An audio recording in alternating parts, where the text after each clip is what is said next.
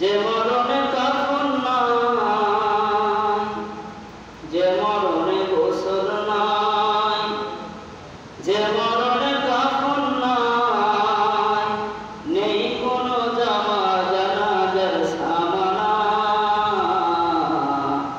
এমন মরণ আল্লাহ তুমি কাউকে দিও না, এমন মরণ আল্লাহ তুমি কাউকে দিও না। সকলে বলে আমিন। আলহামদুলিল্লাহ রাব্বিল আলামিন। সমস্ত প্রশংসা তারই সেই মহান রব্বুল আলামিনের, যে মহান রব্বুল আলামিন আপনাকে আমাকে হাজারো কাজের ব্যস্ততার মধ্য দিয়ে জুমার দিন জুমার মাইক থেকে, যখন মসজিদের মাইক থেকে আযান হয়েছে, আযান শুনে আপনি আমি জুমার নামাজ আদায় করার উদ্দেশ্যে জুমার প্রস্তুতি গ্রহণ করে মসজিদে আসতে পারছি, বসতে পারছি। এই জন্য মহান রব্বুল আলামিনের দরবারে কালিমাতুশ শুকর আদায় করে একসঙ্গে সকলে বলে আলহামদুলিল্লাহ। লক্ষ কোটি দরুদ হাদিয়া বর্ষিত হোক আগে নামদার তাজদার মদিনা দুলালে আমিনা, নবী কুলের শিরোমণি, নবীদের সরদার, দোজাহানের বাদশা, নূরে মুজাসসাম জনাবে মুহাম্মদুর রাসূলুল্লাহ সকলে বলে সাল্লাল্লাহু আলাইহি ওয়াসাল্লাম। উপস্থিত সম্মানিত মুসল্লিবৃন্দ, আপনি আমি সকলে অবগত আছি, আর মাত্র কয়েকটি দিন পরে আপনার আমার মাঝে বাৎসরিক যে আমাদের উদযাপন বা উৎসাহ, যে ঈদ উল আজহা আপনি পালন করে থাকে, আর মাত্র কয়েকদিন বাকি, তাই না? এই ঈদ উল আজহা একটি বিশেষ গুরুত্বপূর্ণ ভূমিকা পালন করে, তা হচ্ছে আপনি নিজে পশু কুরবানি দিয়ে থাকি, তাই না? তো পশু আপনি আমি কুরবানি দিয়ে থাকি। এই কুরবানির পটভূমি, কুরবানির ইতিহাস কোথা থেকে শুরু হলো, কোথা থেকে আসলো, সকলের জানা। তারপর সামান্যতম নলেজ, সামান্যতম রিভাইস আপনাদেরকে দিতেছি।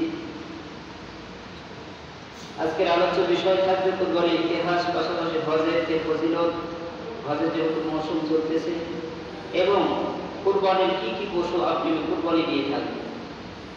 পৃথিবীর জমিনে আপনার আমার দৃষ্টিতে অনেক পশু পাখি আছে, তো সব কিছু কুরবানি দেওয়া যাবে? গুটি কয়েক পশুকে আল্লাহ পাক রব্বুল আলামিন নির্ধারণ করে দিয়েছে, যেগুলোকে বাহিমাতুল আনআম, গৃহপালিত পশু বলা হয়। এই পশুগুলোকে নির্ধারণ করে দেওয়া হয়েছে। তাই যদি না হতো, মানুষ যার যার মতো করে কুরবানি দিত, তাই না? তাহলে একটা সিস্টেমের মধ্যে রব্বুল আলামিন রেখে দিয়েছে। এই সিস্টেমকে ফলো করা আপনারা সকলের কর্তব্য, যেহেতু আপনি একজন মুসলিম। তো আজকে আলোচ্য বিষয় বলতেছিলাম হজের ফজিলত, কুরবানির ইতিহাস, পাশাপাশি আপনি যে পশুগুলো দিয়ে কুরবানি করবো, সামান্যতম সংক্ষিপ্ত আল্লাহ পাক রব্বুল আলামিন তৌফিক দান করে। ওয়া মা তাওফীকি ইল্লা বিল্লাহ। উপস্থিত সম্মানিত হাজিরিন, আপনি সকলে জানি আপনি একজন নারী ও পুরুষ থেকে দুনিয়ার জমিনে এসেছে। কথা বলে ঠিক ঠিক? কথা বলে একজন পুরুষ এবং একজন নারীর মাধ্যম দিয়ে পৃথিবীর জমিনে যত মানুষ দেখেন, সকলেই একজন পুরুষ এবং একজন নারী থেকে এসেছে। তো বাবা আদম আলাইহিস সালাম যখন জান্নাত থেকে দুনিয়ার জমিনে যখন চলে আসেন, দুনিয়ার জমিনে এসে বাবা আদম আলাইহিস সালামের আল্লাহ পাক রব্বুল আলামিন করে সন্তান, অর্থাৎ জোড়া সন্তান বলা হয়। দুনিয়ার জমিনে আল্লাহ পাক রব্বুল আলামিন মা হাওয়া আলাইহিস সালামের গর্ভ থেকে দুইজন করে সন্তান, কয়জন করে? এত কথা বলেন, কয়জন করে? দুইজন করে। একজন থাকতো ছেলে, একজন থাকতো মেয়ে, অর্থাৎ একই গর্ভ থেকে, একই মায়ের গর্ভ থেকে একজন ভাই একজন বোন জন্মগ্রহণ করত।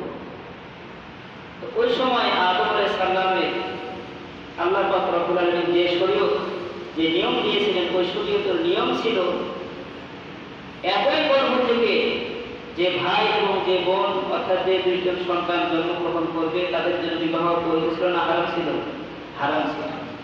কিন্তু পরবর্তী গর্ভ থেকে যে ভাই এবং যে বোন জন্মগ্রহণ করবে, ওই ভাই পূর্বের বোনের সাথে বিবাহ জায়েজ ছিল, এবং পূর্বের ভাই পরে নেক্সট যে বোন এসেছিল এর সাথে বিবাহ কি জায়েজ ছিল। সিস্টেমটা এভাবে আসতেছিল। কিন্তু আদম আলাইহিস সালামের দুই পুত্র হাবিল এবং কাবিল। হাবিলের বোন ছিল, দেখতে একটু কুৎসিত কালো ছিল, আর কাবিলের সঙ্গে যে বোন এসেছিল এই বোনটা ছিল পরম সুন্দরী, অত্যন্ত সুন্দরী। এখন যখন তাদের কি আসলো, বিবাহের যখন সময় চলে আসলো, বিবাহের যখন তাদের সময়টা ঘনিয়ে আসলো, পর্যাপ্ত বয়সে যখন তারা উপনীত হলো, উপযুক্ত বয়সে যখন তারা কি উপযুক্ত হলো, তখন নিয়ম অনুযায়ী পূর্বের ভাইয়ের সাথে পরবর্তী বোনের বিয়ে, তাই তো? কিন্তু হাবিল মানতে নারাজ, কারণ তার সুন্দরী বোনকে সে নিজের বোনকে সে বিয়ে করতে চায়। কিন্তু আদম আলাইহিস সালাম আল্লাহ পাক রব্বুল আলামিন যে শরীয়ত যে নিয়ম দিয়েছিলেন, এই নিয়মের উপরে তিনি কি অটুট থাকবেন? বললেন না, এটা কখনো হতে পারে না। যখন তিনি মানতেছেন না, তখন আল্লাহ পাক রব্বুল আলামিন সর্বপ্রথম দুনিয়ার জমিনে তাদেরকে কুরবানি করার বিধি দেন, নির্দেশ দিতেন। অর্থাৎ তোমরা কুরবানি করো, কুরবানি যা কবুল হবে